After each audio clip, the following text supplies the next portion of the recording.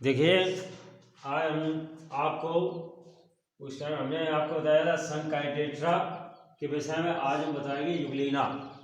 Euglena को परिभाषित कीजिए और उसकी संक्षिप्त टिप्पणी लिखिए। तो अभी हमने आपको कुछ देर पहले बताया था यूग्लिना जो है, यूग्लिना हुआ, पैरामीशियम हुआ और अमीबा। तो ये जो होते हैं ये संघ प्रोटोजोआ के अंतर्गत आ जाते हैं। किसके अंतर्गत आ जाते हैं? संघ प्रोटोजोआ के अंतर्गत आ जाते हैं। और इनका उपसंघ जो होता है सार्कोमेस्टिगोफोरा होता है। क्या होता है? सार्कोमेस्टिगोफोरा होता है। मेस्टिगोफोरा इसको हम एक केंद्रक के नाम से जानते हैं, जो कि आपको ये चित्र में सामने दिखाया गया है कि जो केंद्रक है ये अपनी जो होता है तो पाचन क्रिया का कार्य करने का कार्य करता है। इनकी आकृति घटती भी है और बढ़ती है। इनका कोई अक्षय निश्चित नहीं होता है, सुना है ना। और इनका जो जीवन होता है वो पर्यंत होता है। इनका कोई जीवन नहीं है कि कब ये खत्म हो गए, कब ये उत्पादन होते हैं। जैसा कि टाइम हमने अभी आपको संघ प्रोटोजोआ और उपसर्ग इसका होता है मेस्टिगोफोरा। इसका संघ जो होता है मेस्टिगोफोरा होता है और वर्ग आता है फाइटोमेस्टिगोफाइला, ठीक है ना। और गण क्या है? यूग्लिना। यूग्लिना जो है, यूग्लिना आइड जो होता है वो वर्ग हो गया, ठीक है। तो ये हमने अभी आपको बताया संघ प्रोटोजोआ और उपसंघ क्या है? सार्कोमेस्टिगोफोरा। फिर इसके बाद इसी में एक नेक्स्ट आती है इनका आवास। आवास क्या है? इनका स्थान क्या है? ये कहाँ रहता है और अधिकांश कब और किस समय मिलता है? देखिए, इनका जो स्थान है गड्ढों, तालाबों, पोखरों आदि जो जल जो भरा हुआ होता है इनमें पाया जाता है। यह प्राकृतिक अकार्बनिक जो कार्बनिक पदार्थ जो होते हैं वो सड़े गले आदि ये जो पदार्थ होते हैं इनमें पाया जाता है। ये हरे रंग का शैवाल होता है, सुना है ना। ये परहरित प्रकाश संश्लेषण की जो क्रिया जब प्रभाव डालती है तो ये हरे रंग में बदल जाते हैं, जो कि इनका जो आश्रित जीवन है वो हरा हो जाता है। कैसा हो जाता है? हरा हो जाता है, जो कि इनको हम परहरित शैवाल प्रोटोजोआ के संघ को जंतु भी कहते हैं। जब पानी कोई एकत्रित बरसात के दिनों में जब पानी बरसता है और इकट्ठा हो जाता है, कई दिनों तक भरा रहता है, तो जब इनकी संख्या अधिक हो जाती है, चाहे अमीबा हो, चाहे पैरामीशियम हो, या यूग्लिना हो, या हाइड्रा हो, इनकी संख्या जब अधिक हो जाती है तो ये पानी जो है हमें हरे रंग का दिखाई देने लगता है। मानो जब पानी मेरा जब हरे रंग का जब दिखाई देने लगता है तो इसका मतलब हो जाता है कि यह हमारे यहाँ अमीबा, पैरामीशियम, यूग्लिना का इन्होंने ग्रहण कर लिया। फिर इसके बाद आता है आकार एवं परिमाण। आपके सामने ये जो चित्र बना है इसका आकार, इसका परिमाण और इसका किस आकृति से बना हुआ होता है और ये किस आकृति का ये मिलता है, ठीक है ना। तो इसमें हमने क्या लिखा है? आकार और परिमाण। यानी यूग्लिना तुर्क का आकार सूक्ष्म जीव होता है, ये दिखाई नहीं देते, तुर्क के आकार का होता है। कैसे आकार का होता है? तुर्क के आकार का होता है। ये सूक्ष्म जीव होता है, ठीक है ना। ये हमें दिखाई नहीं देता है, तो हम इसको सूक्ष्मदर्शी की सहायता से देख सकते हैं।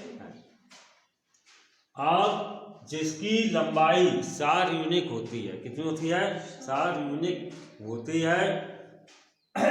इसका आकार जो सिरे के ऊपर जो होता है वो गोल होता है और जो नीचे की तरफ होता है वो हमारा नुकीला होता है। ये नुकीला होता है, तो ये आकार जो है हमारा ये नुकीला होता है। तो इसके जो केंद्रक होते हैं ये उभार में आते हैं और वहाँ से सीधे सीधे जब हम ऊपर की तरफ जाते हैं तो ये गोल आकार का हो जाता है। किसके आकार का हो जाता है? गोल आकार का हो जाता है। लेकिन इनका जो आकार होता है वो निश्चित नहीं होता है, जिनमें कभी घट भी सकता है और बढ़ भी सकता है। जो पिछला सिरा जो होता है वो नुकीला होता है। अब इसी में आता है आशय। क्या आता है? आशय। अब ये आशय क्या है? देखिए, युगलीना के शरीर के अगले चपटे सिरे पर ह्लास के गुण पाए जाते हैं। युगलीना के अंगले चपटे हिस्से पर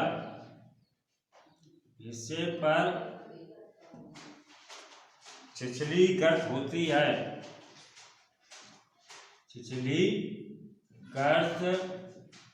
है।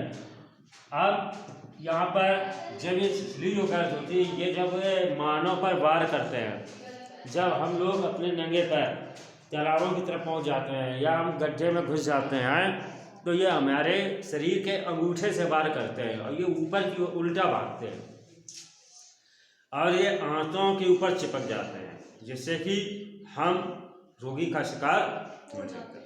तो जो हम पाचन क्रिया करते हैं, जो हम खाना खाते हैं, जो हमारी जो रासायनिक जो क्रिया होती है, पाचन क्रिया की जब रासायनिक क्रिया होती है तो जो हमारे जो पदार्थ जो हमने खाए वो कार्बनिक में बदल जाते हैं। तो जब वो बदल जाते हैं तो वो हमारे जब खाने लगते हैं, उन्हीं का वो भोजन हो जाता है, तो हमारे शरीर में नहीं लगता है। कभी कदार आपने देखा होगा जब छोटे बच्चे होते हैं जितना भी खाने वो कमज़ोर रहते हैं। क्यों? क्योंकि जब ये पेट पर अपना एक निवास स्थान बना लेते हैं, ये आंतों में चिपक जाते हैं, तो जो भोजन हम करते हैं वो अपना ग्रास इंद्रियों के द्वारा से ही अपना भोजन प्राप्त कर लेते हैं, जिससे कि तब हमारे लक्षण आ जाते हैं, जैसे कि पेट में दर्द होना, अधिकांश है मतलब हमें जलन होना और भूख ना लगना। भूख लगती ही है लेकिन हमें खाना हजम नहीं होता। इसमें क्या होता है कि फिर व्यक्ति के जीवन पर एक हाथ होने लगता है और वो यह समझता है मेरा पेट दर्द हो रहा है, लेकिन पेट दर्द नहीं हुआ है। अपनी आंतों को अगर वो भोजन नहीं करेगा तो वो आंतों को नोचना शुरू कर देता है। आंतें क्या हो जाती हैं? धीरे धीरे कटने लगती, फटने लगती है, जैसे कि रोगी है वो ग्रसित हो जाता है। तो ये जो है 9 दिन जो व्रत रहा सर्दियों से। हाँ, और इसका जो शीर्ष जो छिद्र है, इसका शीर्ष जो छिद्र,